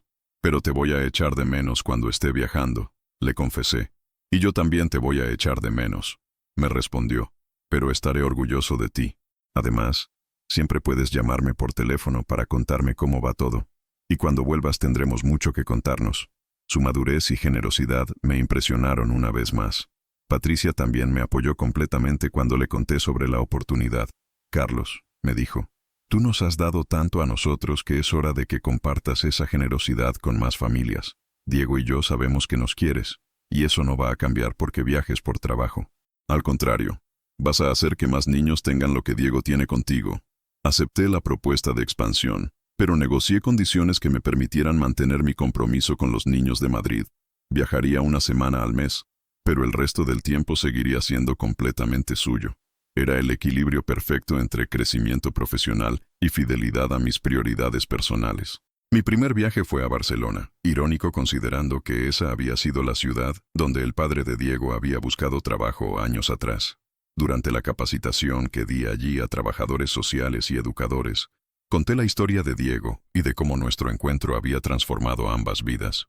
Uno de los participantes, un hombre de unos 40 años que trabajaba en un centro de menores, se acercó a mí al final del taller. Su historia me ha llegado mucho, me dijo.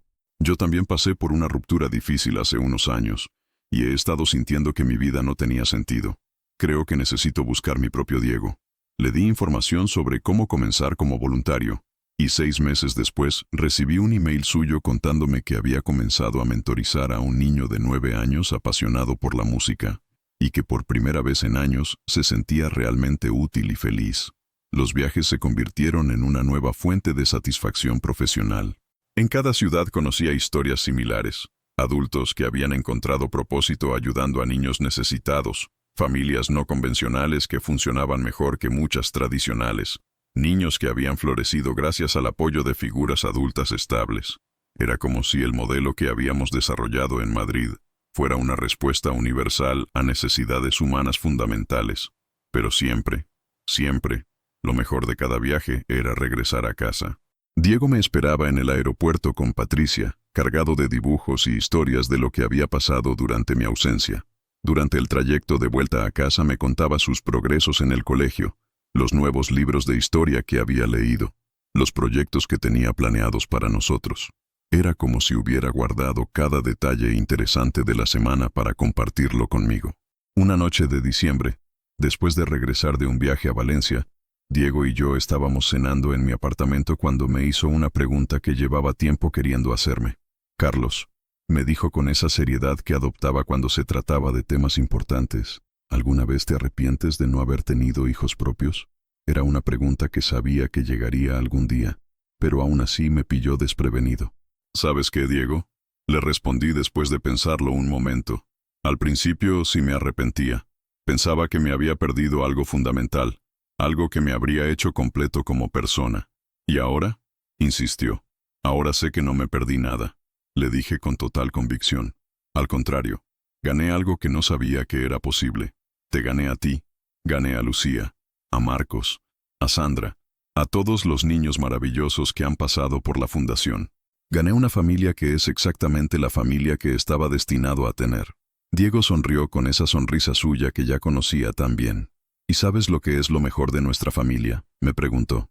Dime, le respondí, que no somos familia por casualidad, sino por elección. Cada día elegimos querernos y cuidarnos mutuamente. Eso es muy especial. Tenía razón, como casi siempre. Nuestra familia era especial precisamente porque se basaba en decisiones conscientes y renovadas cada día de amar, apoyar y estar presentes unos para otros. Esa noche, después de que Diego se durmiera, llamé a mi hermana María para contarle sobre la conversación.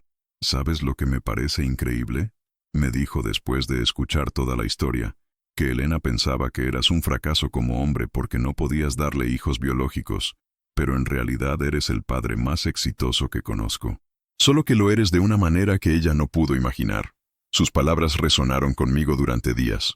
Efectivamente, me había convertido en padre, no de la manera tradicional, no a través de la biología o del matrimonio, sino a través del amor consciente, del compromiso diario, de la elección renovada cada día de estar presente en la vida de estos niños extraordinarios.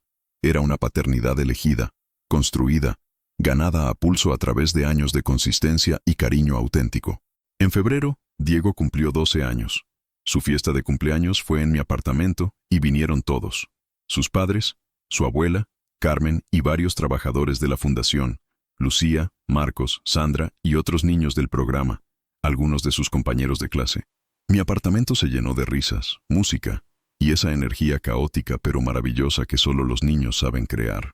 Cuando llegó el momento de los regalos, Diego abrió el mío con particular expectativa. Era un kit de herramientas arqueológicas profesionales, pinceles de diferentes tamaños, una paleta pequeña, un tamiz de mano, una libreta de campo y un mapa detallado de todos los yacimientos arqueológicos de España. Sus ojos se iluminaron como si hubiera descubierto el tesoro más valioso del mundo. «Carlos, es perfecto», gritó abrazándome. «Con esto ya puedo empezar a practicar de verdad». Pero después añadió algo que me llegó directamente al corazón. «Pero el mejor regalo que me has dado no está en esta caja. El mejor regalo eres tú, estar en mi vida todos estos años». Varios adultos en la habitación se secaron los ojos disimuladamente, y yo tuve que hacer un gran esfuerzo para no llorar delante de todos. Esa noche, después de que todos se fueran, Diego y yo nos quedamos limpiando juntos los restos de la fiesta. «Carlos», me dijo mientras guardábamos platos, «quiero decirte algo importante». «Dime, campeón», le respondí. «Quiero que sepas que cuando sea mayor y tenga mi propia familia, voy a intentar ser con mis hijos lo que tú has sido conmigo. Vas a ser mi modelo de lo que significa ser un buen padre». Sus palabras me emocionaron tanto que tuve que sentarme. «Diego», le dije, «ese es el cumplido más grande que podrías hacerme. Pero ¿sabes qué? Tú ya me has enseñado tanto sobre lo que significa ser padre como yo te he enseñado a ti. Hemos aprendido juntos». «Exacto», me respondió con esa sabiduría suya. «Hemos sido un equipo desde el principio. El equipo Carlos Diego, especializado en arqueología y en quererse mucho». Los meses siguientes fueron especialmente intensos profesionalmente. El programa de mentores se había expandido a 6 ciudades españolas, y yo viajaba constantemente dando capacitaciones y supervisando implementaciones. Pero también fueron meses de una profunda satisfacción personal. Cada nueva ciudad significaba decenas de nuevos niños que iban a tener adultos comprometidos en sus vidas. Decenas de nuevas familias elegidas que se iban a formar. Durante uno de estos viajes, a Sevilla, conocí a un niño llamado Antonio que me recordó muchísimo a Diego cuando lo conocí. Tenía 10 años, una inteligencia extraordinaria y una pasión desmedida por la historia medieval. Había crecido solo con su abuela después de que sus padres murieran en un accidente de tráfico, y su comportamiento alternaba entre la timidez extrema y explosiones de conocimiento sobre castillos, caballeros y batallas. El mentor que habíamos asignado a Antonio era un profesor de literatura jubilado llamado Fernando, que había perdido a su esposa unos años antes y buscaba una manera de darle sentido a su nueva vida. Verlos juntos durante el primer encuentro supervisado fue como ver una versión en espejo de mi primera tarde con Diego. La misma curiosidad del niño, la misma sorpresa del adulto ante la inteligencia infantil, la misma conexión inmediata y auténtica. «¿Ves lo que acabas de crear?», me dijo la coordinadora local después del encuentro. «Acabas de formar una nueva familia». Era cierto. En menos de una hora había presenciado el nacimiento de un vínculo que probablemente duraría décadas, que cambiaría para siempre las vidas tanto de Antonio como de Fernando. Era el poder transformador del modelo que habíamos desarrollado en Madrid, replicándose una vez más en una ciudad diferente. De vuelta a Madrid, le conté a Diego sobre Antonio y Fernando. «¿Y son como nosotros?», me preguntó con curiosidad. «Exactamente como nosotros», le confirmé.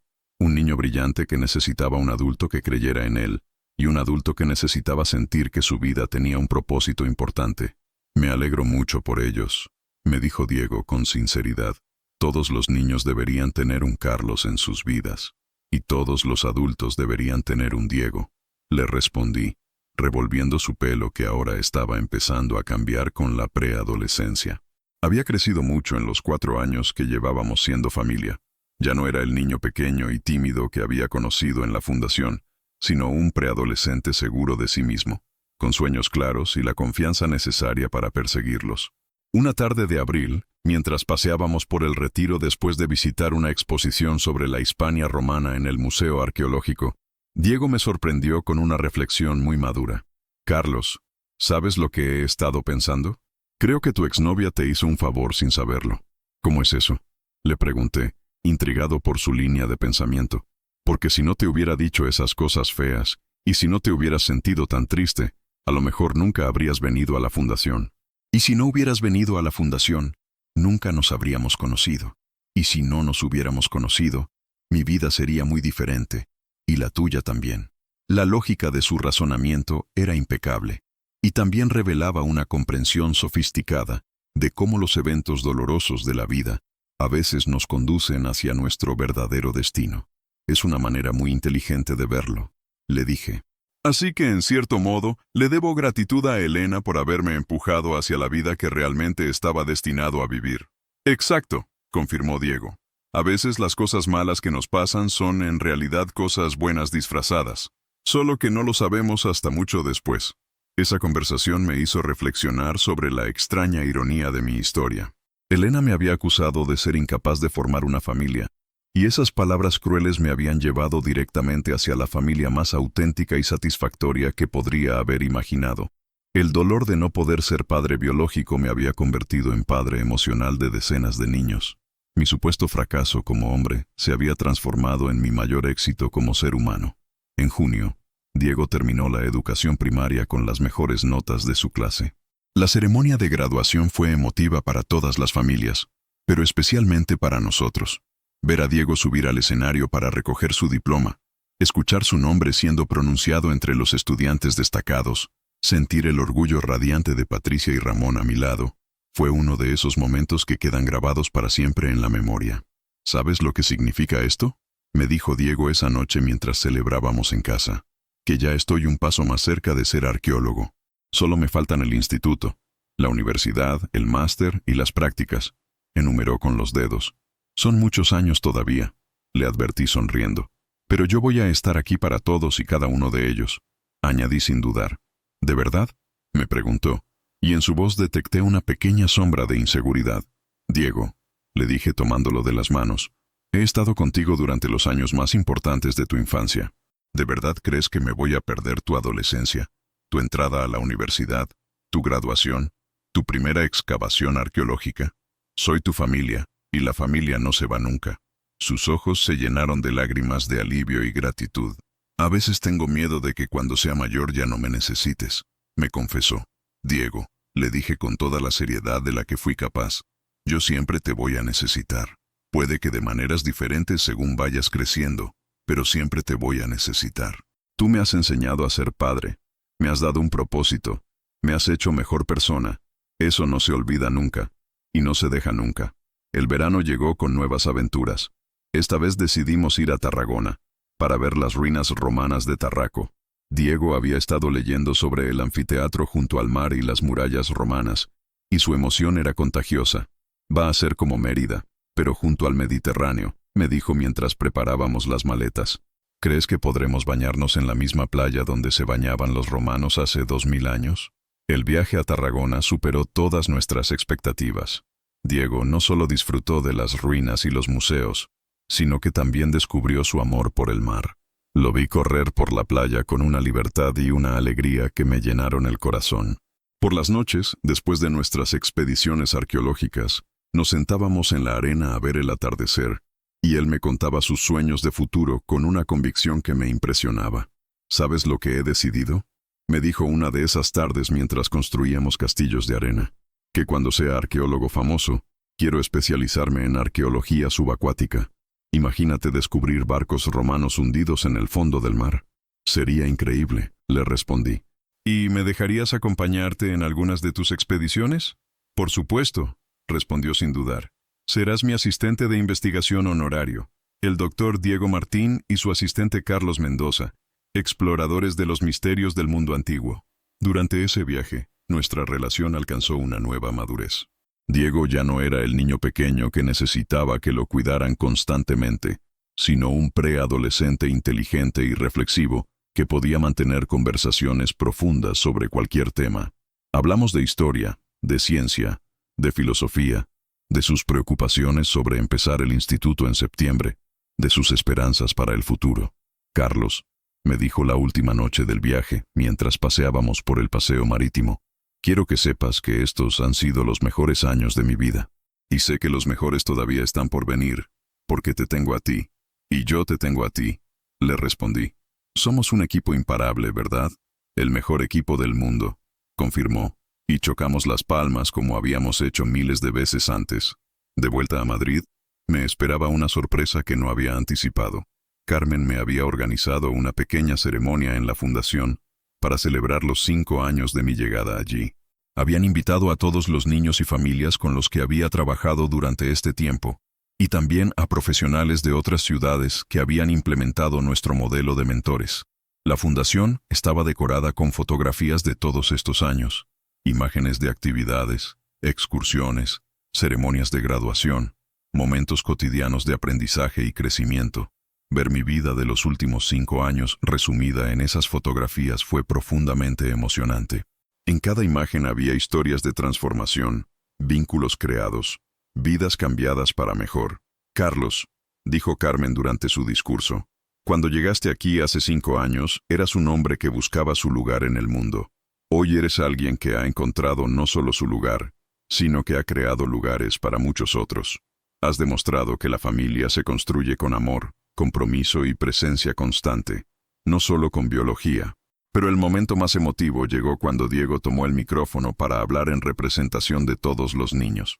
Carlos, dijo con esa seriedad que adoptaba para las ocasiones importantes, quiero que sepas que no solo nos has enseñado matemáticas, historia y ciencias, nos has enseñado que somos importantes, que nuestros sueños importan, que merecemos que los adultos crean en nosotros. Nos has enseñado que la familia no es solo la gente con la que compartes sangre, sino la gente que elige estar contigo sin importar lo que pase.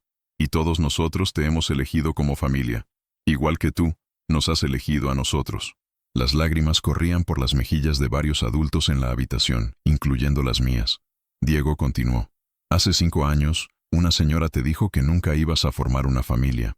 Pero se equivocó completamente, porque tienes la familia más grande y más bonita que conozco.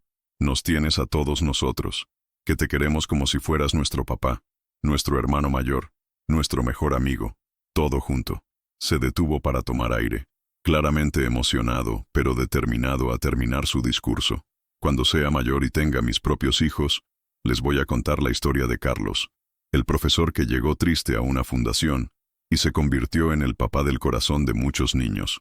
Les voy a enseñar que el amor verdadero no viene de la sangre, sino de elegir cuidar a alguien todos los días. Y les voy a decir que si algún día se sienten perdidos, que busquen a alguien que necesite su amor, porque ahí van a encontrar su verdadera familia. Cuando terminó de hablar, todo el salón estalló en aplausos. Diego corrió hacia mí y me abrazó con todas sus fuerzas, seguido inmediatamente por Lucía, Sandra, Marcos y todos los otros niños. En ese momento, rodeado de todos esos pequeños seres humanos que habían transformado mi vida, me di cuenta de que Elena no solo se había equivocado, sino que había sido espectacularmente ciega a lo que yo realmente tenía para ofrecer. Esa noche, después de la ceremonia, Diego se quedó a dormir en mi casa como celebración especial. Mientras cenábamos pizza en mi salón, me hizo una pregunta que me sorprendió por su madurez. Carlos, ¿alguna vez te has preguntado cómo sería tu vida si hubieras tenido hijos propios con tu exnovia? A veces, le respondí honestamente. ¿Y qué crees que habría pasado? Insistió. Honestamente, Diego, creo que habría sido un padre mediocre, le confesé. Habría tenido hijos porque se suponía que era lo que debía hacer, no porque hubiera elegido conscientemente ser padre. Contigo y con los otros niños de la fundación, cada día elijo ser vuestro Carlos. Cada día decido estar presente, preocuparme, involucrarme. Eso hace toda la diferencia del mundo. Diego asintió pensativamente. Es como los arqueólogos, me dijo con una analogía que solo él podía hacer. Los mejores descubrimientos no se encuentran por casualidad, sino porque alguien decide buscar en el lugar correcto con las herramientas adecuadas y mucha paciencia. Tú nos encontraste a nosotros porque decidiste buscar una familia en el lugar correcto, que era donde había niños que necesitaban un papá del corazón. Su capacidad para encontrar metáforas profundas nunca dejaba de asombrarme. Exacto, le dije. Y vosotros me encontrasteis a mí porque necesitabais un adulto que estuviera dispuesto a buscaros de verdad, no solo a cuidaros porque tocara. Nos quedamos en silencio durante un momento, cada uno procesando la profundidad de lo que habíamos construido juntos a lo largo de estos años. El verano se desvaneció rápidamente, y pronto llegó septiembre con el gran cambio. Diego comenzaría el instituto.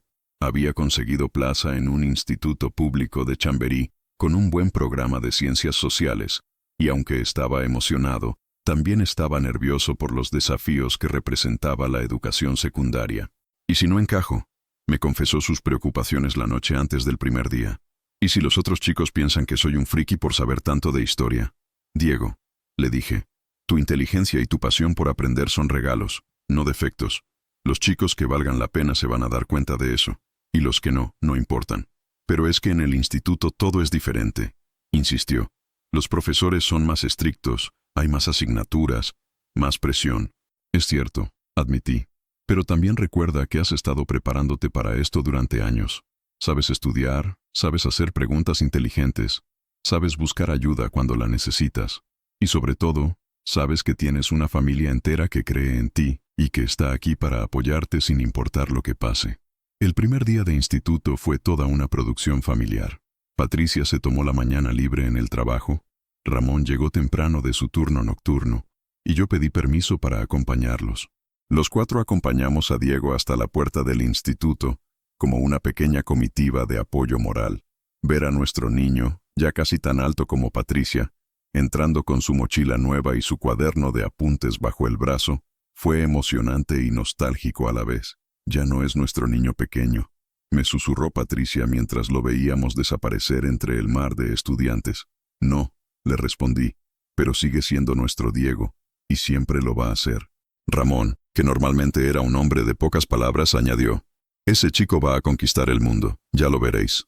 Los primeros meses de instituto fueron un periodo de adaptación para toda la familia. Diego llegaba a casa cada tarde lleno de historias sobre profesores nuevos, compañeros interesantes y asignaturas que lo desafiaban de maneras que no había experimentado antes. Sus notas seguían siendo excelentes, pero ahora tenía que trabajar más duro para mantener ese nivel. Carlos, me dijo una tarde mientras hacíamos sus deberes de latín juntos, creo que el instituto me está convirtiendo en una persona más madura. ¿En qué sentido?, le pregunté. En que ahora entiendo mejor lo afortunado que soy de tener una familia como la nuestra. Muchos de mis compañeros tienen padres que no se preocupan por sus estudios, o que están demasiado ocupados para ayudarles con los deberes. Yo tengo a mamá, a papá y a ti, que siempre estáis disponibles cuando os necesito. Era cierto. La red de apoyo que habíamos construido alrededor de Diego le estaba dando una ventaja enorme en esta nueva etapa de su vida. Tenía múltiples adultos comprometidos con su éxito, múltiples fuentes de ayuda y orientación, múltiples ejemplos de lo que significaba perseguir los sueños con determinación y trabajo duro. En octubre, Diego me sorprendió anunciándome que quería apuntarse al club de arqueología del instituto. ¿Hay un club de arqueología?, le pregunté emocionado. Sí, lo dirige el profesor de historia antigua, el señor Jiménez. Van a hacer una excavación simulada en el patio del instituto, y también van a organizar visitas a yacimientos cerca de Madrid. ¿Puedo apuntarme? Por supuesto que puedes, le respondí. Es perfecto para ti. Su participación en el club de arqueología marcó el comienzo de una nueva fase en su desarrollo. Por primera vez, estaba rodeado de compañeros que compartían su pasión por la historia antigua. Llegaba a casa cada semana lleno de entusiasmo por los proyectos del club, los nuevos descubrimientos que había aprendido, las técnicas de excavación que estaba dominando. Señor Jiménez dice que tengo un talento natural para la estratigrafía, me contó una tarde con orgullo evidente. ¿Sabes lo que es la estratigrafía? Cuéntamelo, le dije, aunque sabía la respuesta. Me encantaba escucharlo explicar conceptos complejos con esa pasión que ponía en todo lo que le interesaba realmente.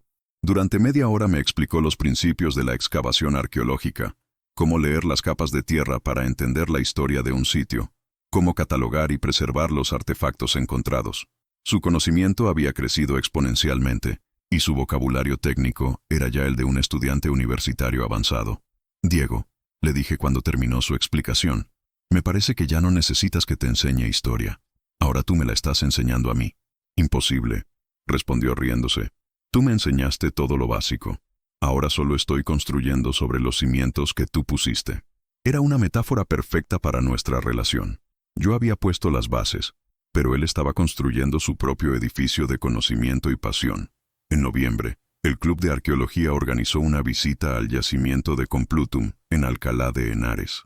Diego estaba tan emocionado que apenas pudo dormir la noche anterior. «Va a ser mi primera excavación real», me dijo durante el desayuno. Bueno, no exactamente una excavación, pero sí un yacimiento de verdad, donde han encontrado cosas romanas auténticas. Cuando regresó de la excursión esa tarde, estaba radiante. «Carlos, ha sido increíble», me gritó antes incluso de quitarse el abrigo. «Hemos visto mosaicos romanos originales, hemos tocado muros de 2000 años de antigüedad, y el arqueólogo que nos ha guiado dice que si sigo estudiando como hasta ahora, podría conseguir una beca para estudiar arqueología en la Universidad Complutense». «¿Una beca?», repetí, sorprendido por lo temprano que estaba llegando esta conversación. «Sí, dice que mi nivel de conocimiento es excepcional para mi edad, y que las universidades siempre buscan estudiantes apasionados como yo. Pero claro, todavía me quedan 5 años de instituto». «5 años pasan volando», le dije, «y me parece fantástico que ya estés pensando en esos términos». Esa noche llamé a Patricia para contarle sobre las perspectivas universitarias de Diego. «No me sorprende para nada», me dijo. «Ese niño ha tenido clara su vocación desde que te conoció, y gracias a ti, ha tenido todos los recursos y el apoyo necesario para desarrollar esa vocación de la mejor manera posible». «Patricia», le dije, «yo solo he sido una pieza del puzzle. Tú has sido quien ha trabajado incansablemente para darle estabilidad. Ramón ha vuelto para darle la figura paterna que necesitaba.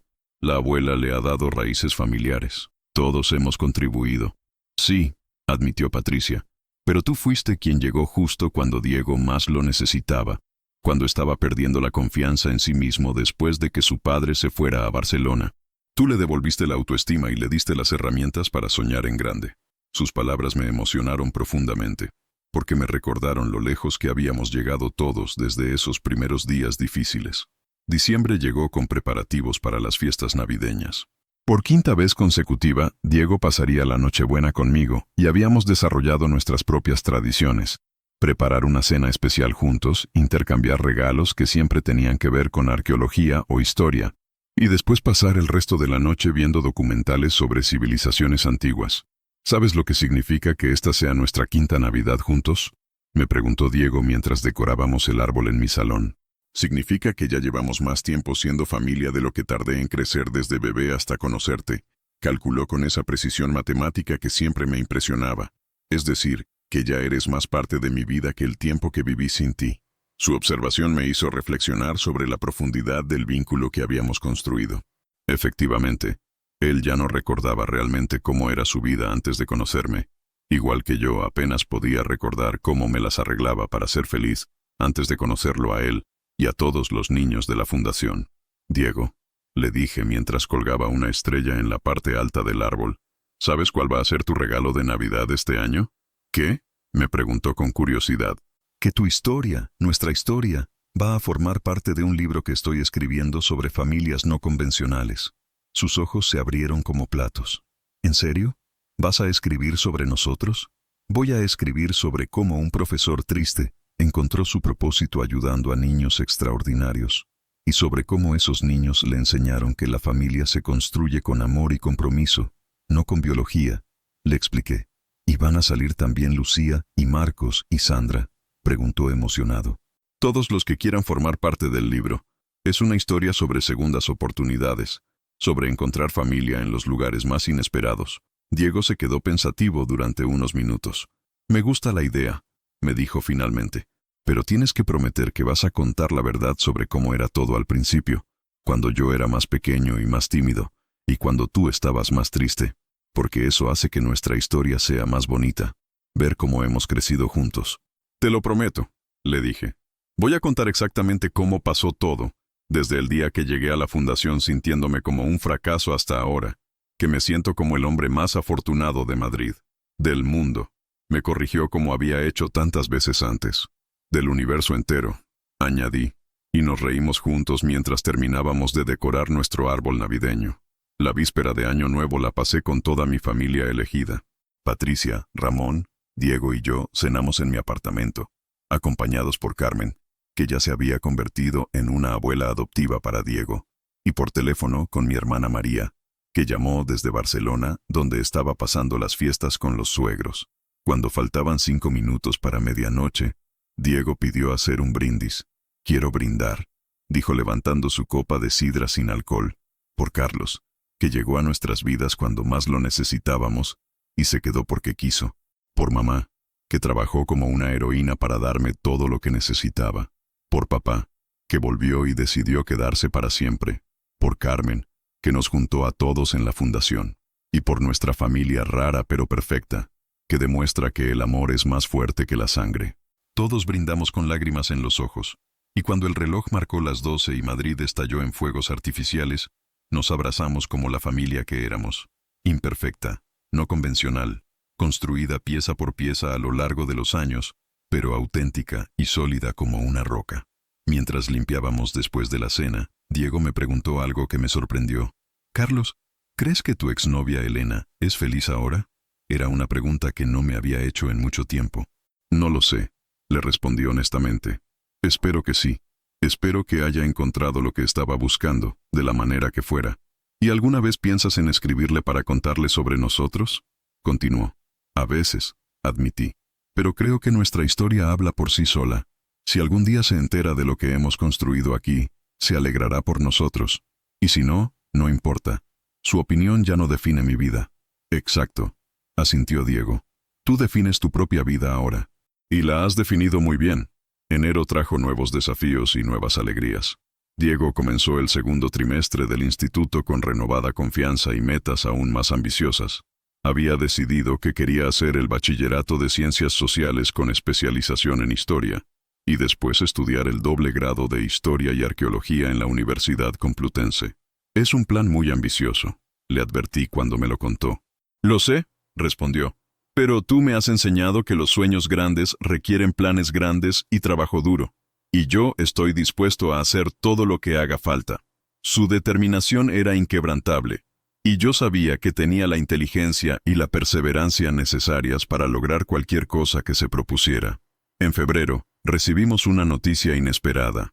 El programa de mentores había sido seleccionado para recibir un Premio Nacional de Innovación Social. Carmen y yo tendríamos que viajar a Barcelona para la ceremonia de entrega, y Diego insistió en acompañarnos. «Es mi historia también», argumentó cuando Patricia expresó dudas sobre si debía faltar al instituto. «Carlos no habría ganado ese premio sin todos nosotros, los niños de la fundación. Tengo que estar ahí para representarnos». Patricia finalmente cedió, impresionada por la madurez de su argumento. La ceremonia en Barcelona fue espectacular. Representantes de toda España habían venido a celebrar proyectos que estaban cambiando vidas y comunidades. Cuando anunciaron nuestro premio y Carmen y yo subimos al escenario, pude ver a Diego en primera fila, aplaudiendo con una sonrisa que iluminaba todo el auditorio. Durante mi discurso de aceptación, miré directamente hacia él. «Este premio no es solo para Carmen y para mí», dije. «Es para todos los niños extraordinarios que nos han enseñado que la familia se construye con amor, compromiso y presencia diaria. Es para Diego, que me enseñó que ser padre no tiene que ver con la biología, sino con elegir cuidar y apoyar a alguien todos los días. Es para todos los niños como Diego, que necesitan adultos que crean en ellos y que estén dispuestos a invertir tiempo y corazón en su desarrollo». Después de la ceremonia, mientras celebrábamos en un restaurante cerca del puerto, Diego me hizo una pregunta que me quedé grabada para siempre. «Carlos, cuando esa señora te dijo que nunca ibas a formar una familia, ¿te imaginaste alguna vez que 5 años después estarías recogiendo un premio nacional por haber ayudado a formar cientos de familias?» «Nunca», le respondí sin dudar. En aquel momento pensé que mi vida se había acabado, que era un fracaso completo como hombre y como persona. Nunca me imaginé que ese dolor me llevaría hacia el propósito más auténtico de mi vida. «Es increíble cómo funcionan las cosas», reflexionó Diego. «A veces lo que parece el final es en realidad el principio de algo mucho mejor». En el viaje de vuelta a Madrid, mientras Diego dormía en el tren con la cabeza apoyada en mi hombro, pensé en lo profundamente que había cambiado mi definición de éxito y felicidad. 5 años antes, medía mi valor como hombre por mi capacidad de reproducirme biológicamente. Ahora sabía que mi verdadero valor estaba en mi capacidad de amar, cuidar, enseñar e inspirar a otros seres humanos, sin importar si compartíamos genes o no. Diego se despertó justo cuando estábamos llegando a la estación de Atocha. ¿Ya llegamos?, me preguntó frotándose los ojos. Ya llegamos, le confirmé. ¿A casa?, añadió. A casa, le respondí. Y las dos palabras resonaron con todo el significado y la calidez que habíamos construido juntos a lo largo de estos años extraordinarios. Mientras bajábamos del tren y caminábamos hacia el metro, Diego me tomó de la mano como había hecho miles de veces antes. Carlos, me dijo, gracias por demostrar que esa señora estaba equivocada. Gracias por formar la familia más bonita del mundo. Gracias a ti, por ser el hijo del corazón más maravilloso que un hombre podría pedir, le respondí. Y así, caminando por los pasillos de la estación de Atocha, con Diego a mi lado charlando emocionado sobre nuestros próximos proyectos arqueológicos, me di cuenta de que Elena había tenido razón en una cosa. Yo nunca había formado la familia que ella había imaginado. Había formado algo infinitamente mejor, una familia elegida, construida con amor consciente, compromiso diario y la certeza inquebrantable de que los vínculos más fuertes son los que se crean no por accidente, sino por elección deliberada y renovada cada día. Mientras salíamos de la estación hacia las calles bulliciosas de Madrid, hacia nuestra vida, hacia nuestra familia extraordinaria e imperfecta y perfecta a la vez, supe con absoluta certeza que nunca podría haberme imaginado una historia mejor que la que habíamos escrito juntos, palabra por palabra, día por día, abrazo por abrazo, durante estos años que nos habían transformado a todos para siempre. Únete a Dignidad Silenciosa. Suscríbete ahora y caminemos juntos para que ninguna voz vuelva a ser silenciada, porque cuando una historia se cuenta con el corazón, puede cambiarlo todo.